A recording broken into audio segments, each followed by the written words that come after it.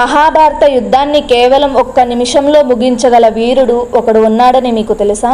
ఆయనే భీముని మనవడు బార్బీకుడు, ఘటోత్కచుని కొడుకు.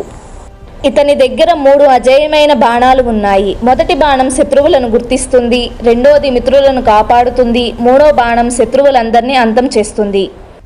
అయితే ఓడిపోయే పక్షం వైపు పోరాడతానని బార్బీకుడు శపథం చేశాడు. కౌరవులు ఓడిపోతుంటే వారి వైపు ఉంటానని, పాండవులు ఓడిపోతుంటే వీరి వైపు ఉంటానని శపథం చేశాడు. ఇలా అయితే యుద్ధం ఎప్పటికీ ముగియదని గ్రహించిన శ్రీకృష్ణుడు బ్రాహ్మణ రూపంలో వెళ్లి బార్బీకుడు తలని దానంగా అడిగాడు. ధర్మం గెలవడం కోసం యుద్ధం చూడకుండానే తన ప్రాణాలను త్యాగం చేసిన ఈ గొప్ప వీరుడి త్యాగం ముందు ఏ శక్తి సరిపోదు. శరీరం లేకపోయినా ఆ తల యుద్ధం ముగిసే వరకు సాక్షిగా నిలిచింది. మరి ఇంతటి గొప్ప వీరుడి త్యాగం గురించి మీకు తెలుసా? కామెంట్ చేయండి.